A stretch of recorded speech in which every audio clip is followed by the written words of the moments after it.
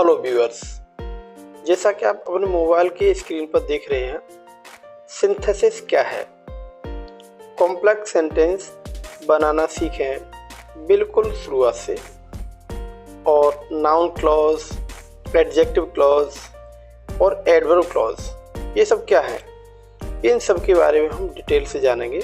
आज का वीडियो बहुत ही इम्पोर्टेंट है। इसमें हम सिंथेसिस के बारे में, और सिंथेसिस सेंटेंस के 3 पार्ट होते हैं। दैट इज, अभी जैसे मैंने बताया था, सिंपल सेंटेंस बनाना, फिर कॉम्प्लेक्स सेंटेंस बनाना और उसके बाद कंपाउंड सेंटेंस बनाना। लेकिन आज का हमारा टॉपिक जिस पर हमारा फोकस रहेगा, दैट इज कैसे कॉम्प्लेक्स सेंटेंस बनाएं।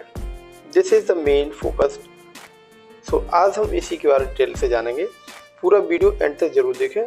इससे पहले मैंने कॉम्प्लेक्स सेंटेंस का जो एक पार्ट है, दैट इज सिंपल सेंटेंस कैसे बनाएं, उस पर भी मैंने वीडियो कवर किया है। तो आज हम कॉम्प्लेक्स के बारे में जानते हैं। सबसे पहले हम बेसिक इंफॉर्मेशन देखेंगे। वैसे तो मैंने सिंथेसिस के बारे में इससे पहले वीडियो जो सिंपल सेंटेंस का बनाया था, उसमें इसके बारे में डिस्कशन किया है। फिर भी यह आज आप कुछ व्यूअर्स जो पहली बार आज इसको देख रहे हैं, तो आज के टॉपिक को लिंक करने के लिए बहुत ज़रूरी है कि ये मालूम होना चाहिए एक्चुअली व्हाट इज सिंथेसिस। तो सिंथेसिस क्या है, इसके बारे में थोड़ी सी मैं ओवरव्यू दे देता हूँ कि सिंथेसिस होता क्या है। Synthesis is nothing but this is the combination of simple sentences into one simple sentence and one complex sentence and one compound sentence। तो सिंपल सेंटेंस एक्चुअली क्या है? सिंपल सिंथेसिस को कॉम्प्लेक्स सिंथेसिस सिंपल सेंटेंस का एक combination होता है। अर्थात simple sentence को हम जोड़ करके दूसरे प्रकार के सेंटेंस बनाएं। This process is called synthesis. जब सिंपल सेंटेंस को हम जोड़ते हैं तो इस प्रकार से, इस प्रोसेस से 3 प्रकार के सेंटेंस बनते हैं। उनमें से पहला है सिंपल सेंटेंस, और दूसरा सेंटेंस है दैट इज कॉम्प्लेक्स सेंटेंस, और third one is that is compound sentence. तो इस प्रकार के जो सेंटेंस हैं, इनको जोड़ने से जो सेंटेंस बनते हैं वो 3 प्रकार के बनते हैं, जिनमें से सबसे पहला जो सेंटेंस है दैट इज सिंपल सेंटेंस। इसके बारे में मैंने जैसा अभी बताया था, एक वीडियो कवर किया है, उसमें डिटेल से मैंने डिस्कशन किया है। फिर भी इसकी बेसिक जानकारी हम आज डील करते हैं। थोड़ा सा हम सिंपल सेंटेंस के बारे में जान लेते हैं। What actually simple sentence is. Simple sentence is again the combination of simple sentences into one simple sentence। Simple सेंटेंसों को जब जोड़ेंगे तो जोड़ने से एक सिंपल सेंटेंस ही बनता है, that is called simple sentence. और इसको बनाते कैसे हैं? तो simple sentence that contains only one subject and only one verb, that is called simple sentence. This is की पॉइंट्स। कोई भी सेंटेंस सिंपल है या कॉम्प्लेक्स है या कंपाउंड है, हम कैसे जानेंगे? सबसे की पॉइंट है कि सिंपल सेंटेंस में एक ही सब्जेक्ट होगा और एक ही वर्ब होगी। That is why this is called simple sentence, जिसके बारे में हमने पूर्व में एक वीडियो जो रिकॉर्ड किया था उसमें डिस्कशन किया है। आज का हमारा टॉपिक कॉम्प्लेक्स सेंटेंस है, तो उसके बारे में डिटेल से जानते हैं। Complex sentence, this is very important today's topic। So complex sentence is again combination of simple sentences into one complex sentence। Simple सेंटेंसों को जोड़ेंगे और सिंपल सेंटेंस के जोड़ने से एक कॉम्प्लेक्स सेंटेंस बनता है। अब कॉम्प्लेक्स सेंटेंस कैसा हो सकता है? एक complex sentence is that may contain more than one subject and one verb. एक कॉम्प्लेक्स सेंटेंस में एक से अधिक सब्जेक्ट और एक से अधिक वर्ब हो सकती हैं। That is why we call it complex sentence. अभी हमने सिंपल सेंटेंस और कॉम्प्लेक्स सेंटेंस की चर्चा की, जिसमें आपने समझ लिया होगा कि सिंपल सेंटेंस और कॉम्प्लेक्स सेंटेंस का एक्चुअली डिफरेंस क्या है। इसी प्रकार से हम देखते हैं कंपाउंड सेंटेंस के बारे में भी। थोड़ा सा जानकारी हम कंपाउंड सेंटेंस के बारे में ले लेते हैं। ताकि हमको ये बेसिक्स जानकारी हो जाए कि व्हाट एक्चुअली सिंथेसिस इज। तो again I can say this is compound sentence. और कंपाउंड सेंटेंस, सिंपल सेंटेंस और कॉम्प्लेक्स सेंटेंस क्या बेसिक डिफरेंस है? So let us know that compound sentence is a combination of simple sentence into one compound sentence। इन simple सेंटेंसों को जोड़ करके हम कंपाउंड सेंटेंस बना सकते हैं।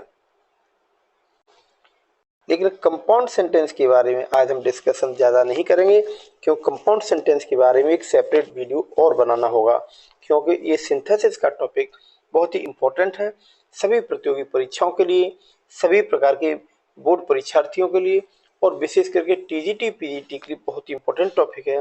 तो ये पूरा टॉपिक एक वीडियो कवर नहीं हो सकता, इसलिए कंपाउंड सेंटेंस को एक सेपरेट वीडियो में हम कवर करेंगे।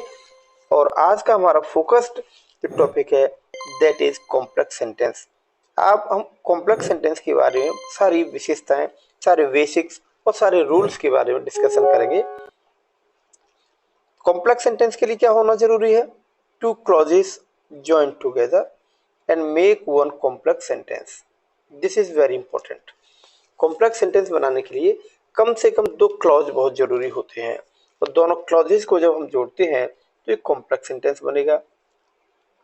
To make one complex sentence, one principal clause and other one is subordinate clause is needed। Complex sentence बनाने के लिए हमको दो प्रकार के क्लॉजेस की जरूरत होगी, एक होगा प्रिंसिपल क्लॉज और दूसरा होगा सबऑर्डिनेट क्लॉज। कम से कम एक सबऑर्डिनेट क्लॉज जरूर होना चाहिए। कॉम्प्लेक्स सेंटेंस बनाने के लिए एक प्रिंसिपल क्लॉज और कम से कम एक सबऑर्डिनेट क्लॉज। सबऑर्डिनेट क्लॉज एक से अधिक भी हो सकते हैं। इस प्रकार के क्लॉजेस को जब हम जोड़ेंगे तो कॉम्प्लेक्स सेंटेंस बनेगा। और क्या क्या आवश्यकता है कॉम्प्लेक्स सेंटेंस बनाने के लिए? To make subordinate clause, subordinating conjunctions are required. जैसे अभी अभी हमने बताया कि कॉम्प्लेक्स सेंटेंस बनाने के लिए एक प्रिंसिपल क्लॉज की जरूरत है और एक सबऑर्डिनेट क्लॉज की जरूरत है। लेकिन सबऑर्डिनेट क्लॉज एक्चुअली बनाएंगे कैसे?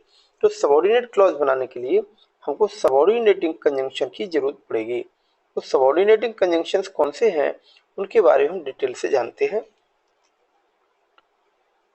ये subordinating conjunctions, subordinate clause are three type. Subordinate clause कितने प्रकार के होते हैं? ये तीन प्रकार के होते हैं। Subordinate clause are three type. Number one noun clause, adjective clause and third one is adverb clause. तो आज हमारा फोकस तीनों प्रकार के क्लॉजेस पर रहेगा, नाउन क्लॉज, एडजेक्टिव क्लॉज और एडवर्ब क्लॉज। तो बारी बारी से हम जानते हैं कि नाउन क्लॉज आखिर क्या होता है, नाउन क्लॉज को बनाने के लिए किन कंजंक्शन की आवश्यकता होगी और इसको हम कैसे बनाते हैं। इसी प्रकार से हम एडजेक्टिव क्लॉज को देखेंगे और उसके बाद एडवर्ब क्लॉज को। पूरा वीडियो बहुत ही इंपॉर्टेंट है, अतः पूरा वीडियो केयरफुली देखें। कॉम्प्लेक्स सेंटेंस बनाने के लिए तीन प्रकार के क्लॉजेस की हमने अभी चर्चा की, एक नाउन क्लॉज, एडजेक्टिव क्लॉज और एडवर्ब क्लॉज। सबसे पहले हम नाउन क्लॉज के बारे में जानेंगे कि नाउन क्लॉज आखिर बनाते कैसे हैं। To make complex sentence by using noun clause. तो नाउन क्लॉज का यूज करके हम एक कॉम्प्लेक्स सेंटेंस बनाएंगे। तो नाउन क्लॉज पहले तो हम जानेंगे नाउन क्लॉज एक्चुअली होता क्या है। जैसा कि प्रिंसिपल क्लॉज के बारे में जानेंगे कि एक ऐसा सेंटेंस जो इंडिपेंडेंट हो, जिसका अपने आप में एक सेंस हो। लेकिन नाउन क्लॉज को यूज करके, नाउन क्लॉज को जोड़ करके प्रिंसिपल क्लॉज के साथ हम कॉम्प्लेक्स सेंटेंस कैसे बनाएंगे, तो ये बहुत जरूरी है। हमें ये पता होना चाहिए actually what is noun clause, noun clause होता क्या है। So noun clause a group of words with at least one noun and used like a noun or for a noun is called noun clause। This is very basic definition। noun clause actually क्या है? noun clause एक शब्दों का समूह होता है जिसमें कम से कम एक नाउन का भी यूज हुआ हो और पूरे उस क्लॉज को हम नाउन की तरह यूज कर सकें, तभी हम उसको नाउन क्लॉज कहेंगे। अब हमको इतना जब जानकारी हो गई तो हम ये भी जान लें कि नाउन क्लॉज को बनाने के लिए किन किन कंजंक्शन की जरूरत पड़ेगी और किन कंजंक्शन का यूज करने के बाद वो सेंटेंस नाउन क्लॉज में कन्वर्ट हो जाएगा। सो हम देखते हैं नाउन क्लॉज बनाने के लिए कुछ कंजंक्शन की आवश्यकता होती है, और ये कंजंक्शन है what, that, why, how, how much, how many, who, whom, whose, when, where, इन सभी का हम प्रयोग करके नाउन क्लॉज बनाते हैं। लेकिन नाउन क्लॉज बनाएंगे कैसे, पहचाने कि हम इनका नाउन क्लॉज ही बनाएंगे, तो इसकी जानकारी के लिए हम बता दें कि जब जो गिवन सेंटेंसेस हमें होंगे, जो दो कम से कम सेंटेंस जो दिए जाएंगे, उन दोनों सेंटेंसों को हिंदी में जब मीनिंग देखेंगे और हिंदी में ही उनको जोड़ के दिखेंगे, तो उनके बीच में के का ध्वनि जरूर आती होगी। के अब कैसे आएगा इसके बारे में भी आगे जानेंगे। When Hindi meaning of these WH words, इन जो कंजंक्शन की हम बात कर रहे हैं ये सभी WH वर्ड्स हैं। इन WH वर्ड्स के साथ जब के की ध्वनि आने लगे तो हम समझ जाएंगे कि अब हमको नाउन क्लॉज बनाने की जरूरत है। सो नाउन क्लॉज बनाने के लिए इन जो WH वर्ड है इनके अर्थ क्या क्या होते हैं। जनरली हम जानते हैं व्हाट का मतलब होता है क्या, लेकिन जब इसको नाउन क्लॉज में कंजंक्शन के रूप में यूज करेंगे तो इसका अर्थ हो जाएगा कि क्या। ये हमको पता है, जैसे मैंने अभी बताया कि के शब्द जुड़ा होगा इन WH वर्ड के साथ। व्हाट का लिटरल मीनिंग है क्या, लेकिन के क्या अर्थ अगर निकलता है तो यू मस्ट नो कि this is going to be noun clause. इसी प्रकार से हम देखेंगे वेयर का मतलब होता है कहाँ, लेकिन जब नाउन क्लॉज के रूप में यूज करेंगे तब इसका अर्थ होगा कि कहाँ। इसी क्रम में हम देखें विच का मतलब कि कौन सी होता है, लेकिन यहाँ इसका अर्थ हो जाएगा कि कौन सी। व्हेन का मतलब कब होता है, लेकिन जब नाउन क्लॉज के रूप में इसका यूज करेंगे तब इसका अर्थ हो जाएगा कि कब। इसी प्रकार से दैट का अर्थ लिटरल मीनिंग की होता है। इस प्रकार से हमने देखा ये WH वर्ड्स जिनके साथ के शब्द जुड़ जाएगा तो इन WH वर्ड का यूज हम नाउन क्लॉज बनाने में करेंगे। दूसरे कुछ WH वर्ड्स के बारे में भी जानते हैं, जैसे दैट विच क्यों होता है। इसी प्रकार से वाई का मतलब होता है क्यों, लेकिन WH वर्ड का यूज जब हम करेंगे नाउन क्लॉज बनाने में तब इसका अर्थ हो जाएगा कि क्यों। हाउ मैनी का लिटरल मीनिंग होता है कि कितने, लेकिन कि कितने संख्या जब बताने लगे तब ये नाउन क्लॉज के रूप में यूज हुआ। हाउ मच का मतलब इसी प्रकार से कि कितना या कितने, लेकिन ये मात्रा बताने के सेंस में यूज इसका होगा। और भी WH वर्ड्स हैं जिनका यूज हम नाउन क्लॉज बनाने के लिए जब करेंगे तो उनके साथ के शब्द की ध्वनि जरूर आएगी। जैसे हाउ, हाउ का मतलब होता है कैसे, लेकिन अब इसका अर्थ हो जाएगा कि कैसे। हु का मतलब कौन, लेकिन इसका नाउन क्लॉज बनाते समय अर्थ हो जाएगा कि कौन। हु मीन्स कि किसका, हु मीन्स कि किसको। इस प्रकार से हम देखेंगे कि सभी WH वर्ड्स का अर्थ जिसके साथ के शब्द का जुड़ाव हो जाएगा, के शब्द की ध्वनि आने लगेगी, तो no doubt you can just imagine this is now noun clause. कुछ नाउन क्लॉज को जो मैंने बनाया है आपके साथ शेयर करता हूँ। जैसे कि आप देख पा रहे हैं स्क्रीन पर व्हाट आई सेड।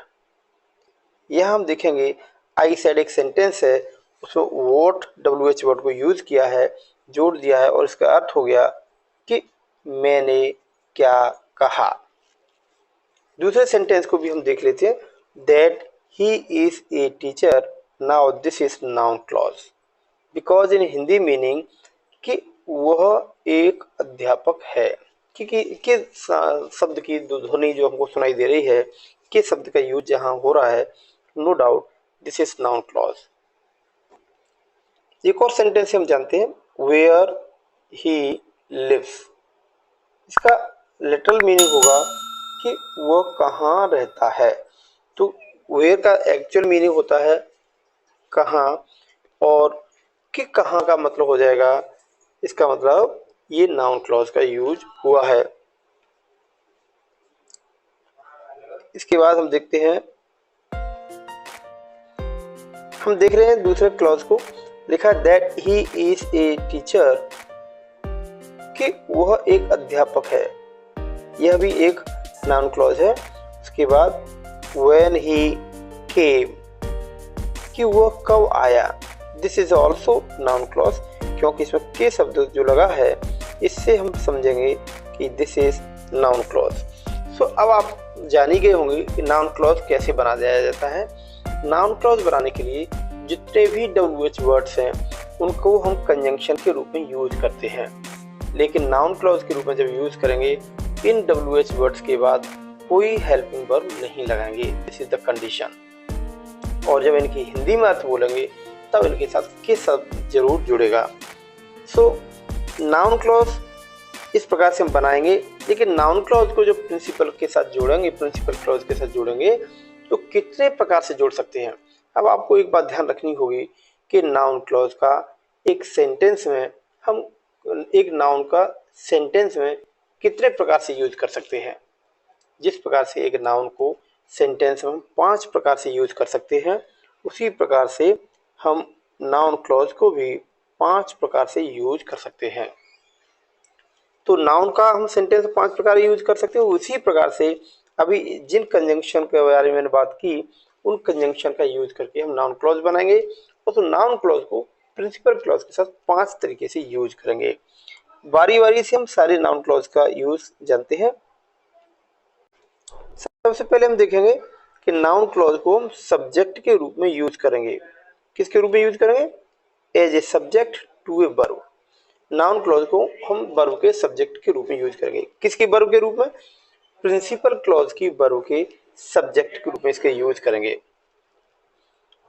एग्जाम्पल लिखा है he is a teacher. Next question is it is known to all. ये 2 सेंटेंस हैं, इनको जोड़कर के हमको एक नाउन क्लॉज के रूप में यूज करते हुए कॉम्प्लेक्स सेंटेंस बनाना है। So that he is a teacher is known to all. दोनों सेंटेंसों को यदि हम देखें तो दोनों का अर्थ होता है he is a teacher, it is known to all. दोनों को अगर हिंदी में देखें और हिंदी में जोड़ें तो कि वह एक अध्यापक है, इज नोन टू ऑल, ये सभी के द्वारा विदित है, सभी ये जानते हैं कि वह टीचर है। तो कि वह एक टीचर है, तो कि का मतलब दैट का यूज हम ही इज ए टीचर के साथ करेंगे।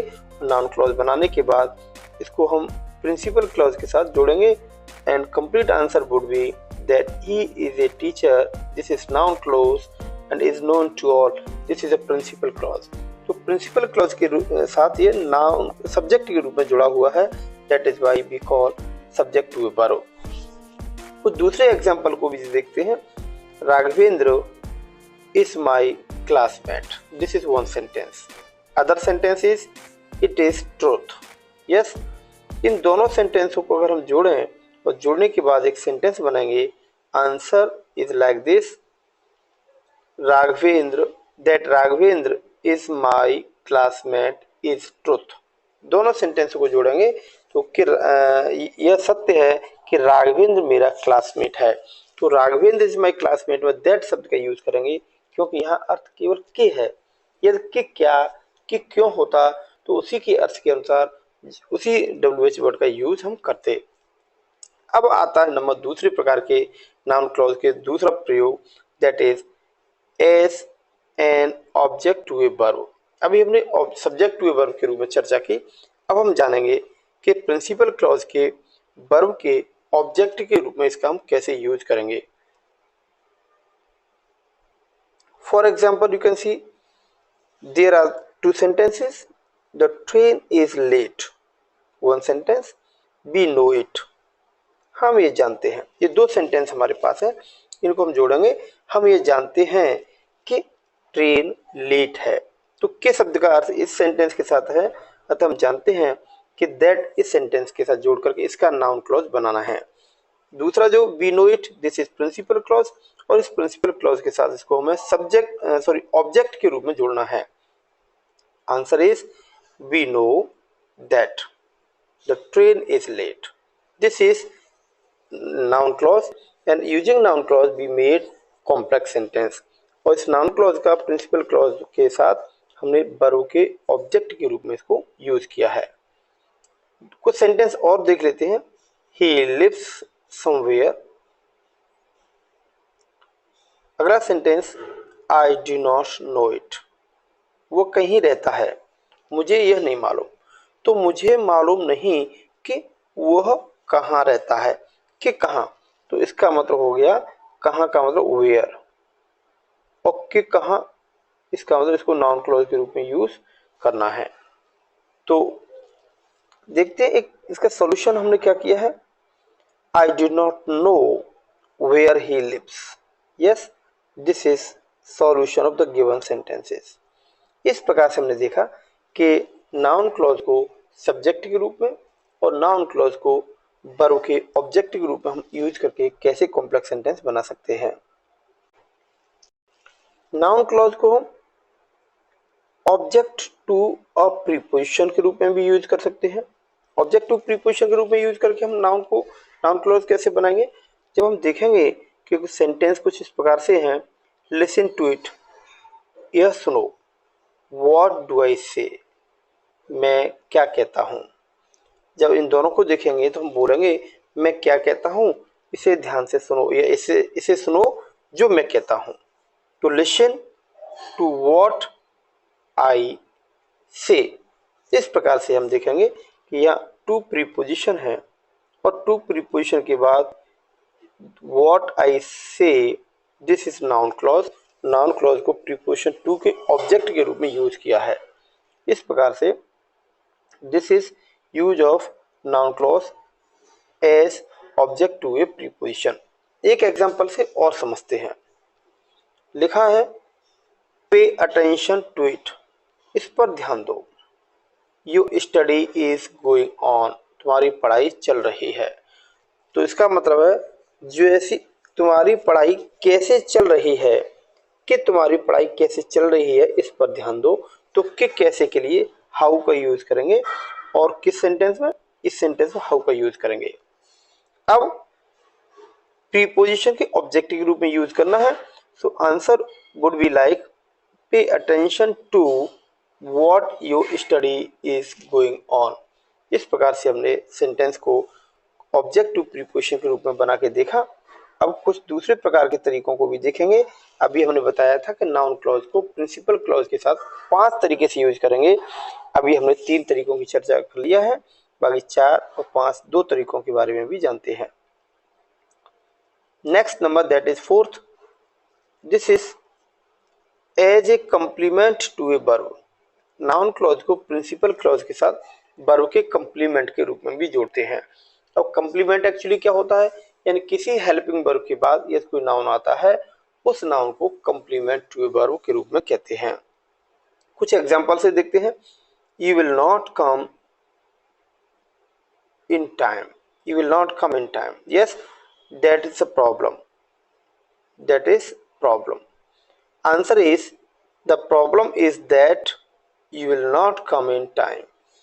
यस, तो आप देख पा रहे होंगे this is helping verb is, और इसके बाद जो नाउन क्लॉज का यूज हुआ है दिस इज नाउन क्लॉज। तो इस नाउन क्लॉज को हमने हेल्पिंग वर्ब के बाद लगाया है, अतः ये कंप्लीमेंट टू ए वर्ब के रूप में इसका यूज हुआ है। एक और एग्जांपल से देखते हैं। It is my belief, this is one sentence, it is my belief. Second sentence is he will get first class, yes this is the second sentence. दोनों सेंटेंस को अगर हिंदी में जोड़ें तो मेरा विश्वास है कि वह प्रथम श्रेणी पास होगा। तो आंसर क्या होगा, दोनों को जोड़ के देखेंगे। मेरा विश्वास कि he will get first division. So you can see this is noun clause, और ये नाउन क्लॉज यूज हुआ है इज हेल्पिंग वर्ब के बाद, अर्थात कंप्लीमेंट टू वर्ब के रूप में इसका यूज हुआ है। इस प्रकार से हमने देखा कि कंप्लीमेंट टू वर्ब के रूप में यूज करते हैं तो सेंटेंस किस प्रकार के बनते हैं। अब हम देखें कुछ एक एग्जांपल और है। He was careless, other one is this was the reason, and other one is he failed in the examination. इस प्रकार से हम देख रहे हैं यहाँ 3 सेंटेंस दिए हैं और तीनों सेंटेंसों को हमें जोड़ करके एक कॉम्प्लेक्स सेंटेंस बनाना है। आइए देखते हैं कि इसको हम जोड़ेंगे कैसे। इसके सॉल्यूशन की हम बात करें तो लिखा है the reason of his failure was that he was careless। इन तीनों सेंटेंसों का वन बाय वन सेपरेटली अगर मीनिंग देखें, he was careless वो लापरवाह था, this was the reason यही एक कारण था, he failed in the examination वो परीक्षाओं में फेल हो गया। इसका मतलब अगर जोड़ें तो परीक्षाओं में फेल होने का कारण उसकी लापरवाही थी।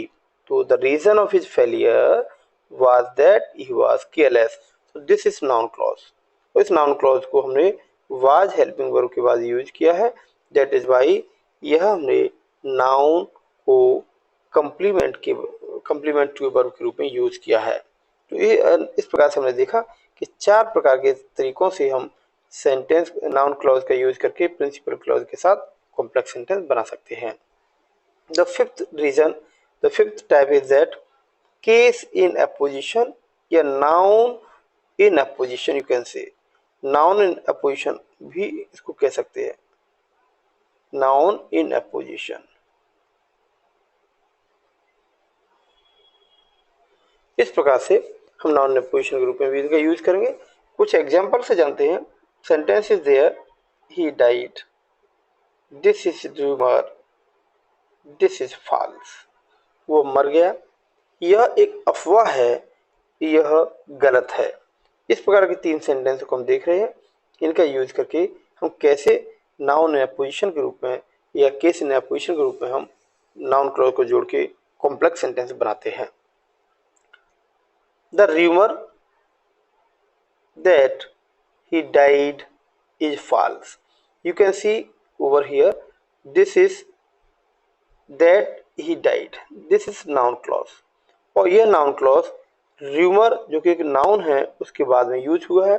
तो नाउन इन अपोजिशन का मतलब प्रिंसिपल क्लॉज के नाउन के बगल में नाउन क्लॉज को लिखना, that is called noun in apposition या केस इन अपोजिशन।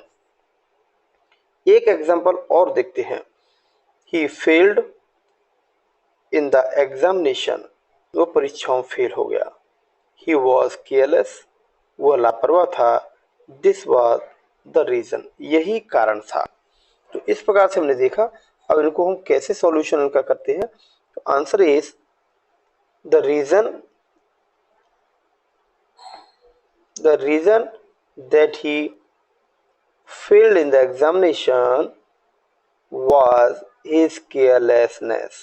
इस प्रकार से हमने देखा कि नाउन क्लॉज बनाने के लिए सबसे पहले नाउन क्लॉज कैसे बनाएं, नाउन क्लॉज बनाने के लिए कौन से कंजंक्शन का यूज करें, और इस प्रकार से बने हुए नाउन क्लॉज को प्रिंसिपल क्लॉज के साथ कहां कहां किन किन परिस्थितियों में यूज करके जोड़ करके बना सकते हैं। ये 5 प्रकार के तरीके मैंने बताए। इनके बाद कुछ एक्सरसाइज आप अपनी ओर से भी करेंगे, और इसमें ये किसी प्रकार की दुविधा या दिक्कत आती है तो आप मुझे कमेंट सेक्शन में जरूर बताएंगे। आगे हम देखते हैं कॉम्प्लेक्स सेंटेंस बनाने के लिए कुछ दूसरे तरीके भी हैं, जैसे कि एडजेक्टिव क्लॉज और एडवर्ब क्लॉज। तो ये उनके बारे में भी हम जानते हैं। आज का वीडियो थोड़ा बड़ा होगा क्योंकि मैं इसमें नाउन क्लॉज, एडजेक्टिव क्लॉज और एडवर्ब क्लॉज तीनों के बारे में थोड़ा सा डिस्कशन डिटेल से करूंगा। तो this one, the next one is to make complex sentence by using adjective clause। Adjective clause का प्रयोग करके हम कॉम्प्लेक्स सेंटेंस कैसे बनाएं। यदि आप बिल्कुल बिगिनर हैं, very first time you are just seeing what actually synthesis and what actually noun clause, adjective clause, तो क्लॉज के बारे में कॉन्सेप्ट जानने के लिए मैंने केवल क्लॉज, सेंटेंस और फ्रेज इस पर बेस्ड एक वीडियो कवर किया है। आप उसको देखें जरूर ताकि आप जान पाएंगे एक्चुअली क्लॉज होता क्या है। आज हम देख रहे हैं कि कॉम्प्लेक्स सेंटेंस बनाने के लिए दूसरा जो तरीका है एडजेक्टिव क्लॉज का प्रयोग करके। तो उससे पहले हमको ये जानना जरूरी है what actually adverb clause is. Adjective clause होता क्या है, क्यों इसका नाम एडजेक्टिव क्लॉज है। अभी जैसे हम नाउन क्लॉज पढ़ा, उसका नाम नाउन क्लॉज है, इसका एडजेक्टिव क्लॉज है। तो what's actually difference there. A clause that is used as an adjective is called adjective clause. Very simple. जिस क्लॉज का प्रयोग नाउन के रूप में यूज होगा नाउन क्लॉज कहेंगे, एडजेक्टिव के रूप में यूज होगा तो उसको एडजेक्टिव क्लॉज कहेंगे। एडजेक्टिव के रूप में यूज होगा, इसका मतलब है कि एडजेक्टिव का यूज कैसे करते हैं, this is you must know very first. सबसे पहले आपको ये पता होना चाहिए एडजेक्टिव का प्रयोग कैसे करते हैं। तो एडजेक्टिव का प्रयोग हम किसी नाउन प्रोनाउन की विशेषता बताने के लिए करते हैं, अर्थात जिसकी विशेषता बताते हैं उसके पहले उस एडजेक्टिव को लिख देते हैं। This is the basic. लेकिन हम बात कर रहे हैं एडजेक्टिव क्लॉज की। तो एडजेक्टिव क्लॉज को प्रिंसिपल क्लॉज के उस नाउन के ठीक बगल में लिखेंगे जिसकी विशेषता बताई जाएगी। तो अभी हमने कुछ पॉइंट्स लिखे हैं। The clause that is used as an adjective, this is called adjective clause, this is one point. And to make adjective clause some conjunction are used, very important. Adjective clause बनाने के लिए कुछ conjunction का use हम करते हैं। वो conjunctions क्या है? What, that, which, who, whom, whose, where और why, when। अब you just I think you get in confusion, आप परेशान हो जाएंगे कि सर अभी इनका प्रयोग हमने नाउन क्लॉज बनाने में किया था, अब उन्हीं वर्ड्स का यूज हम कंजंक्शन के रूप में एडजेक्टिव क्लॉज बनाने में करेंगे। What's actually difference is there? Very good. So जब इनका हम एडजेक्टिव क्लॉज बनाने के में यूज करेंगे तब इनका हिंदी में अर्थ होगा ज। जैसे कि नाउन क्लॉज बनाते समय इसका अर्थ होता था क, लेकिन अब इसका हिंदी मीनिंग हो जाएगा ज। तो जब हिंदी मीनिंग ज से शुरू होगा तो हम जान जाएंगे कि this is adjective clause. This adjective clause is used just after the noun of the principal clause. तो जैसा मैंने अभी बताया कि इस प्रकार के बने हुए एडजेक्टिव क्लॉज को प्रिंसिपल क्लॉज में एक नाउन है जिस नाउन की विशेषता ये पूरा क्लॉज बता रहा है, इस क्लॉज को उस नाउन के ठीक बगल में ठीक पीछे लिख देते हैं और इस कंडीशन को हम कहते हैं एंटीसीडेंट। तो एंटीसीडेंट एक्चुअली क्या है? जब किसी एडजेक्टिव क्लॉज को उस नाउन के ठीक पीछे लिखते हैं जिसके बारे में ये डिस्क्रिप्शन देता है, जिसके बारे में उसकी कुछ विशेषताएं बताता है, तो उसके बगल में उसके ठीक पीछे हम लिख देते हैं। यहाँ मैंने हिंदी में भी लिखा हुआ, जब प्रिंसिपल क्लॉज की संज्ञा की विशेषता बताई जा गई हो तो उसी संज्ञा के तुरंत बगल में एडजेक्टिव क्लॉज को लिख देते हैं। This is very basic rule. अब कुछ इसके बारे में एग्जाम्पल के साथ जानते हैं। अभी मैंने जो कंजंक्शन आपको एडजेक्टिव क्लॉज बनाने के लिए बताए थे, जैसे where means actual literal mean होता है कहाँ, लेकिन जब एडजेक्टिव क्लॉज में यूज करेंगे तो इसका अर्थ हो जाएगा जहाँ, और नाउन क्लॉज में यूज करेंगे तो के कहाँ। व्हाट का यूज हो जाएगा जो, इस सजीव निर्जीव दोनों में इसका यूज होता है। इसी प्रकार से हम देखेंगे विच जिसको निर्जीवों के लिए, व्हेन जब, हु जो सजीव बताने के लिए, हुज जिसका, इसे भी सजीव के लिए यूज करेंगे, होम, दैट, ये सभी कंजंक्शन जिनका यूज अभी हमने नाउन क्लॉज में किया था, इनका यूज हम एडजेक्टिव क्लॉज बनाने में भी करेंगे और हिंदी में अर्थ इसका हो जाएगा जैसा कि मैंने अभी इस सूची में लिखा है। एक एग्जाम्पल से इसको हम क्लियर करते हैं। सेंटेंस लिखा है I met Mohan, he studied in my college. ये दो सेंटेंस हैं, इनको हम कैसे एडजेक्टिव क्लॉज के रूप में यूज करेंगे? सबसे पहले हम दोनों का हिंदी अर्थ करेंगे, हिंदी में जोड़ेंगे। जिस वाले सेंटेंस में ज के साथ कोई क्वेश्चन वर्ड यूज होगा तो वही प्रिंसिपल क्लॉज, वही एडजेक्टिव क्लॉज होगा। और दूसरा सेंटेंस जो प्रिंसिपल क्लॉज है उसके नाउन की विशेषता बताएगा, उसके बगल में इसको लिख देंगे। कैसे, आइए जानते हैं। मैं मोहन से मिला, वो मेरी कक्षा में पढ़ता था। तो हम मेरी कक्षा कौन पढ़ता था? मोहन। इन मोहन की विशेषता बताने वाला जो शब्द है that is he studied my college, वह मेरी कक्षा में पढ़ता था। ये जो है शब्द समूह मोहन की विशेषता बता रहा है, इसलिए इसको मोहन के बगल में लिखेंगे। कैसे? I met Mohan who studied in my college. यह हम देख रहे हैं this is noun clause, sorry this is adjective clause, और इस नाउन की विशेषता मोहन की बता रहा है तो मोहन के ठीक बगल में लिखेंगे। तो मोहन के बगल में या नाउन के पीछे जो क्लॉज लिखा गया है that is called antecedent case. इसको एंटीसीडेंट केस भी कहते हैं। एक एग्जांपल से और इसको समझने की कोशिश करेंगे। Answer questions are there. Rekha is a tall girl, Rekha is a tall girl. Second sentence is she stood first in the class, वो कक्षा में प्रथम आई। इसका सॉल्यूशन देख लेते हैं। I met Mohan who studied in my college. This is adjective clause, और adjective clause को प्रिंसिपल क्लॉज के साथ जोड़ के हमने बनाया है। Next question is, next sentence देख लेते हैं। Rekha is a tall girl, she stood first in my class. These are the two sentences. So solution क्या होगा? Rekha who is tall girl stood first in my class.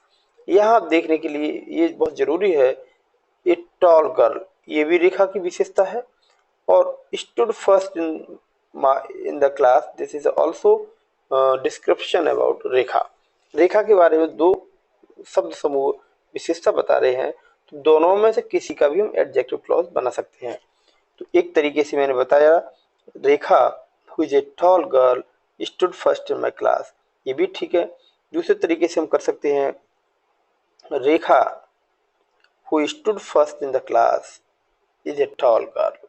तो इस प्रकार से हम इसको दो तरीके से यूज कर सकते हैं, क्योंकि दो अलग अलग सेंटेंसों में एक ही नाउन की दो विशेषताएं बताई गई थी। एक एग्जाम्पल से और जानेंगे। I have visited the fort, the king great kings lived there. मैंने एक किले का भ्रमण किया, यहाँ महान राजा रहा करते थे। इस प्रकार से एक जगह की जो विशेषता है, जगह के बारे में बताया गया है, और स्थान के बारे में बताने के लिए वेयर कंजंक्शन का यूज करेंगे। So I visited the fort where the great kings lived. इस प्रकार से ये एडजेक्टिव क्लॉज का यूज करके हमने कॉम्प्लेक्स सेंटेंस बनाया। अगला टॉपिक है इसी के तहत, वह है एडवर्ब क्लॉज का प्रयोग करके कैसे हम कॉम्प्लेक्स सेंटेंस बनाएं।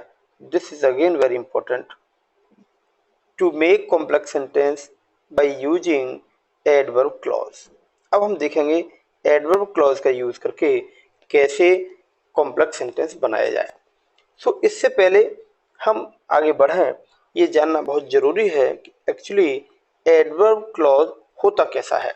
जैसा कि अभी नाउन क्लॉज, फिर हमने एडजेक्टिव क्लॉज की चर्चा की, इसी प्रकार से जानना जरूरी है कि एडवर्ब क्लॉज क्या होता है। तो आपको बेसिक बता दूं कि यदि आप ये जानते हैं कि एडवर्ब होता क्या है, तो एडवर्ब क्लॉज वही है जो एडवर्ब की तरह काम करे। तो adverb clause are made many ways by using subordinating conjunctions. इनको बनाने के तरीके हमारे पास बहुत हैं। कैसे बनाते हैं? कॉम्प्लेक्स सेंटेंस में हमेशा सबऑर्डिनेटिंग कंजंक्शन का यूज होता है। अब सबऑर्डिनेटिंग कंजंक्शन का यूज करने के, यानी कि एडवर्ब के रूप में यूज करने के बहुत सारे तरीके हैं, क्योंकि एक एडवर्ब एक सेंटेंस के अंदर नाउन और प्रोनाउन को छोड़कर सभी पार्ट ऑफ स्पीच की विशेषता बताती है। इस प्रकार से इसके बहुत सारे तरीके हैं। उनमें से सबसे पहला तरीका है टाइम डिनोटिंग कंजंक्शन, समय बताने वाला कंजंक्शन। जो समय को बताएंगे तो समय बताने वाले जो कंजंक्शन है, they are when, while, whenever, then, as soon as, no sooner than, so long as, till, until। तो इस प्रकार से हमने देखा कि ये जो है नाउन क्लॉज, एडवर्ब क्लॉज बनाने के लिए टाइम बताने वाले कुछ कंजंक्शंस हैं। इनके बाद हम उनके यूज कैसे करें ये भी जानना जरूरी है। आइए देखते हैं उनको भी।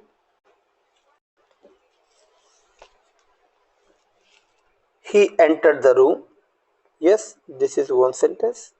Other one is he saw a snake. उसने कमरे में प्रवेश किया, उसने एक सांप देखा। इस प्रकार के दो सेंटेंस हैं। इनका हम कैसे यूज करें? जैसे कि जब मैंने कमरे में प्रवेश किया, जब उसने कमरे में प्रवेश किया, उसने एक सांप देखा। When he entered the room, he saw a snake. You can see this is conjunction that is when।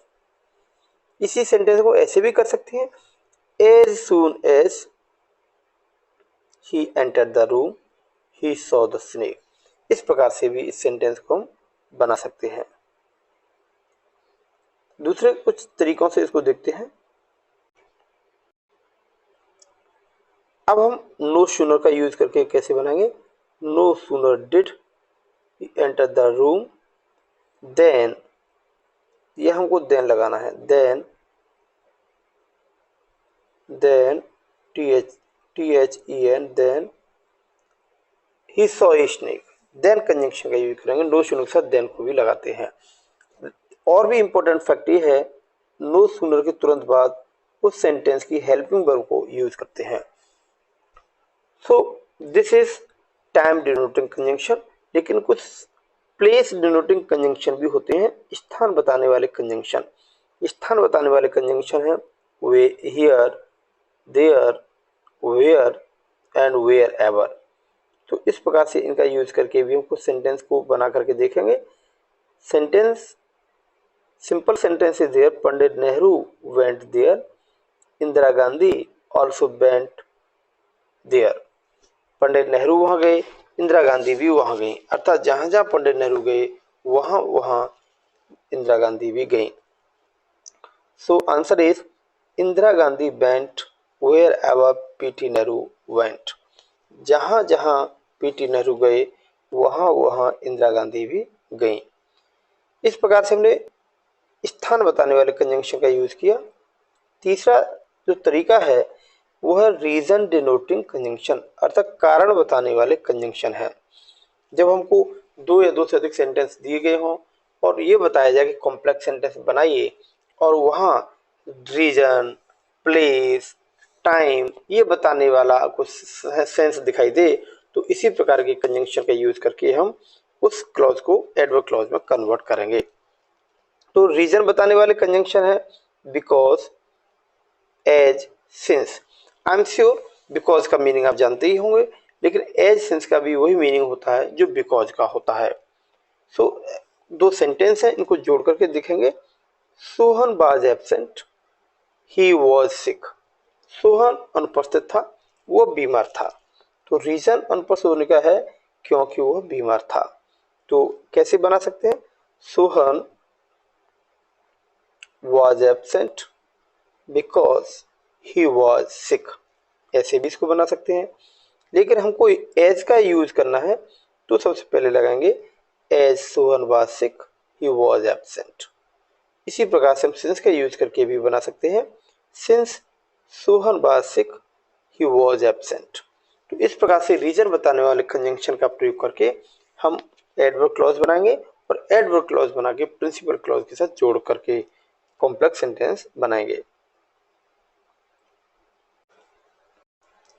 मैं बार बार बता रहा हूँ, वीडियो थोड़ा बड़ा होगा, पूरा वीडियो जरूर देखें। पूरा वीडियो देखने के बाद ही आपकी पूरी समझ बन पाएगी कि एक्चुअली सिंथेसिस और कॉम्प्लेक्स सेंटेंस कैसे बनाए जा सकते हैं। Next one is, next condition, condition denoting conjunction, अर्थात कंडीशन बताने वाले कंजंक्शन कौन से हैं, जैसे इफ, इन केस, अनलेस। इन तीनों का अर्थ वही होता है जो इफ का होता है। इफ और इन केस का मतलब होता है यदि अगर, और अनलेस का मतलब होता है यदि नहीं। सेंटेंस है यू विल वर्क हार्ड और next sentence is you will get success. दो सेंटेंस हैं, इनको हम जोड़ेंगे, तुम मेहनत करोगे तुम पास हो जाओगे। तो ये तुम मेहनत करोगे तो पास हो जाओगे। तो कैसे इसका यूज करके हम सेंटेंस को कंप्लीट करते हैं, if you work hard you will get success. Yes, if you work hard you will get success. और दूसरे तरीके से इसको अगर हम देखें तो इन केस का यूज करके भी कर सकते हैं, in case you work hard you will get success. तो इस प्रकार से हम दोनों प्रकार का यूज करके कॉम्प्लेक्स सेंटेंस बनाने के लिए एडवर्ब क्लॉज का प्रयोग करके बना सकते हैं। कुछ इसी प्रकार के दूसरे सेंटेंस भी उनका भी यूज करके देखते हैं। You will not work hard you will not get success. तुम मेहनत नहीं करोगे तुम सफल नहीं होगे। सो देखें सॉल्यूशन इसका क्या बनता है, कैसे इसको सॉल्व करेंगे। So answer is unless you work hard you will not get success. So ये कंडीशनल जो कंडीशन बताने वाले जो कंजंक्शन है, मैंने एक सेपरेट वीडियो कंडीशनल सेंटेंस पर बनाया है। वहाँ इनका कैसे यूज करें, किस प्रकार से इनके साथ हेल्पिंग वर्ब का यूज करें, इफ और अनलेस के बाद विल या सेल का यूज किया जाए अथवा नहीं, मैंने डिटेल से वहाँ इसकी चर्चा की है, आप उस वीडियो को भी जरूर देखें, लिंक डिस्क्रिप्शन में मैं डाल दूंगा। इसके अलावा कंपैरिजन डिनोटिंग कंजंक्शन, कंपैरिजन बताने वाले कंजंक्शन भी होते हैं और उनका यूज करके हम एडवर्ब क्लॉज बनाते हैं। They are, than, as, so as. तो यहाँ कंपैरिजन यानी डिग्री ऑफ कंपैरिजन के बारे में मैंने कंप्लीट सेपरेट वीडियो बनाया है, जहां आप इसको देखने के बाद इससे रिलेटेड पूरी समझ बना पाएंगे। मैं आपको विश्वास दिला दूं, इस वाले टॉपिक से क्वेश्चंस सभी प्रतियोगी परीक्षाओं में, टीजीटी, पीजीटी और विभिन्न बोर्ड परीक्षाओं में, विशेष करके इंटरमीडिएट की बोर्ड परीक्षाओं में क्वेश्चन पूछे जाते हैं। तो इसकी समझ, thorough understanding is a very very compulsory. तो इस वीडियो को भी आप जरूर देखें। एग्जाम्पल से जानते हैं इनका कैसे यूज करते हैं। सेंटेंस लिखा है Mohan is a tall boy, other one is Sohan is equally tall boy. Mohan एक लंबा लड़का है, सोहन भी बराबर लंबा लड़का है। सो हम कैसे इसका यूज करेंगे, Mohan is as tall as Sohan. एक और एग्जांपल से जानते हैं, Sohini is not equally beautiful. दूसरा सेंटेंस लिखा है Mohini is beautiful girl, Mohini beautiful girl, Sohini is equally beautiful, not equally beautiful, समान सुंदर नहीं है, मोहिनी सुंदर है, अर्थात मोहिनी ज्यादा सुंदर है। तो Mohini is more beautiful then सोहिनी। इस प्रकार से हम कंपैरिजन वाले सेंटेंस को बना सकते हैं। इसके बारे में जैसे मैंने अभी बताया, डिग्री ऑफ कंपैरिजन के टॉपिक को आप जरूर देखें ताकि इसकी थॉरो अंडरस्टैंडिंग आप बना पाए। इसके बाद है कॉन्ट्रास्ट डिनोटिंग कंजंक्शंस, विरोध बताने वाले कंजंक्शन है, वे हैं ऑल्दो, दो, इवन इफ। इस प्रकार के सेंटेंस का यूज करके हम, कंजंक्शन का यूज करके कंडीशन बताने वाले, कॉन्टेक्स्ट बताने वाले सेंटेंस क्लॉज बना करके कॉम्प्लेक्स सेंटेंस बना सकते हैं। He worked hard, he didn't pass. ये दो सेंटेंस हैं, कैसे बनाएंगे इनका, ऑल्दो या दो, he worked hard, he didn't pass. यद्यपि उसने मेहनत की, वो सफल नहीं हुआ। ऑल्दो और दो का एक ही मीनिंग होता है, अतः हम ऑल्दो का यूज भी कर सकते हैं, although he worked hard, he didn't pass. इस प्रकार से हमने इस सेंटेंस को देखा। अब हम इवन दो का प्रयोग करके भी इसको बना सकते हैं। He didn't work pass even though he worked hard. इस प्रकार से हमने देखा कि इवन इफ, ऑल्दो और दो का प्रयोग करके हमने इस सेंटेंस को, कॉन्टेक्स्ट वाले सेंटेंस को बनाया और एडवर्ब क्लॉज बना करके कॉम्प्लेक्स सेंटेंस बनाया। अगली condition that is result denoting conjunction, अर्थात रिजल्ट बताने वाला कंजंक्शन क्या है, that is so dot dot करके दैट। अर्थात सो और दैट दोनों अलग अलग तरीके से एक ही सेंटेंस में यूज होंगे। He studied hard, one sentence, other one is he scored good marks, ये दूसरा सेंटेंस है। अब दोनों सेंटेंसों को जोड़ करके, दोनों सेंटेंसेस को जोड़ करके कैसे एक हम एडवर्ब क्लॉज बनाते हैं। So you can see this is solution, he studied so hard that he scored good marks. This is complete solution. In the same manner, you can see purpose denoting conjunctions. Purpose बताने वाले conjunction है, उनका use हम कैसे करेंगे, so that, they are so that, जिसका हिंदी अर्थ होता है ताकि, in order that, ताकि, और ध्यान रखने वाली बात है so that और in order that के बाद हम may अथवा माइट का यूज करते हैं। इसी प्रकार से हम देखेंगे दूसरा जो कंजंक्शन है दैट इज लेस्ट। लेस्ट के बाद हमेशा शुड का प्रयोग किया जाता है। This is very very important. Many questions are generally asked from this session. Purpose denoting conjunction पर बेस्ड क्वेश्चन विभिन्न प्रतियोगी परीक्षाओं में पूछे जाते हैं, क्योंकि so that, in order that के बाद जनरली मे माइट के बजाय वो दूसरे मॉडल्स का यूज होता है, तो उसे हम करेक्शन करने के लिए ध्यान रखेंगे कि मे या माइट का यूज ही होगा। इसी प्रकार लेस्ट के बाद मे या माइट का यूज किया जाता है, जो कि गलत है, शुड का यूज किया जाना चाहिए। तो इसको बहुत अच्छे से हमको समझना है।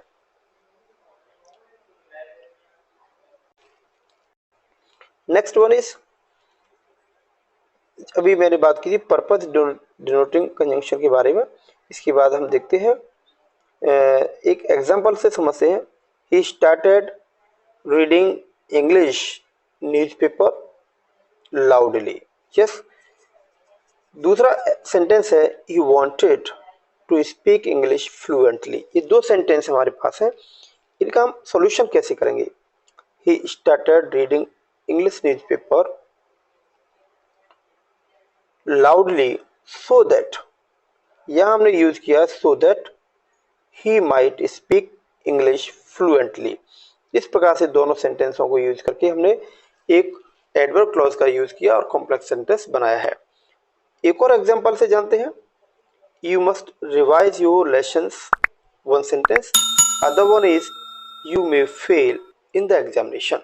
ये दो सेंटेंस हमारे पास हैं, दोनों का यूज करके हम कैसे एक कॉम्प्लेक्स सेंटेंस बनाएंगे देखते हैं। You must revise your lessons लेस्ट you should fail. यह हमने देखा लेस्ट कंजंक्शन का यूज करके हमने इसको जोड़ा है। लेस्ट के बाद हमेशा शुड का यूज किया जाता है। इस प्रकार से हम इसको बना सकते हैं। This is the last but not the least manner denoting conjunction. इस प्रकार से हम मैनर बताने वाले कंजंक्शन का यूज करेंगे। They are as if as though, दोनों का हिंदी अर्थ होता है मानो के। बहुत ही इंटरेस्टिंग है, विभिन्न प्रतियोगी परीक्षाओं क्वेश्चन यहाँ से जरूर पूछा जाता है। For example you can see a question is there, sentence is that is simple, you walks lazily, this is simple sentence. एक और सेंटेंस को देखते हैं। He started reading English newspaper, this is sentence. Other one is so that का use करके हमने sentence बनाया है। सो दैट के बाद हमेशा माइट का यूज करते हैं, जैसा कि अभी अभी हमने बताया था। इसके बाद मैनर डिनोटिंग कंजंक्शन जिसकी हम बात कर रहे थे, मैनर बताने वाला वे है एज इफ एज दो, जिनका हिंदी अर्थ होता है मानो के। सेंटेंस है he walks leisurely, other one is he walks like a prince. वो आराम से घूमता फिरता है, वो राजकुमारों की तरह चलता फिरता है। Solution is there, he walks as though he were a prince. Important fact ये है, एज दो के बाद या एज इफ के बाद हमेशा वर्ब हेल्पिंग वर्ब का यूज करेंगे, चाहे सब्जेक्ट सिंगुलर ही क्यों ना हो। जैसे कि सिंगुलर सब्जेक्ट यहाँ ही दिया है, फिर भी हमने वर्ब का यूज किया है। This is very important fact. As if as though के बाद वर्ब हेल्पिंग वर्ब का यूज करेंगे, चाहे सब्जेक्ट सिंगुलर ही क्यों हो। This is very important fact. इस प्रकार से आज आपने देखा कि बहुत ही इंपॉर्टेंट सेशन जो हमने कॉम्प्लेक्स सेंटेंस के बारे में किया था, ये बहुत ही इंपॉर्टेंट सेशन है। आप इस पूरे वीडियो को कंप्लीट रूप से देखें, तभी आपको इसकी समझ बन पाएगी। इसी चैनल पर मैंने इंग्लिश स्पीकिंग रिलेटेड भी एक प्रोग्राम लॉन्च किया हुआ है, जिस पर इंग्लिश स्पोकन से रिलेटेड बहुत सारी टिप्स, बहुत सारी जानकारी मैं शेयर करता हूं, जो अल्टरनेट वीडियोस उसके मैं डालता रहता हूं। शॉर्ट वीडियोस जो स्पीकिंग के लिए बहुत इंपॉर्टेंट है, साथ ही साथ विभिन्न प्रतियोगी परीक्षाओं के लिए इंपॉर्टेंट है। टीजीटी पीजीटी के कंप्लीट सॉल्यूशंस, कंप्लीट प्रिपरेशन के वीडियोस भी मैं इस पर अपलोड करता रहता हूं। अभी जो टॉपिक मैंने पढ़ाया है, इस टॉपिक से रिलेटेड बहुत सारे क्वेश्चंस इसी चैनल के कम्युनिटी सेक्शन में मैं क्वेश्चन डालता रहता हूं, आप उनको जरूर देखते रहिए। अगले वीडियो का वेट करिए, अगले वीडियो में हम चर्चा करेंगे कंपाउंड सेंटेंस के बारे में। That video also very important. So keep on watching, stay motivated. Thank you for watching.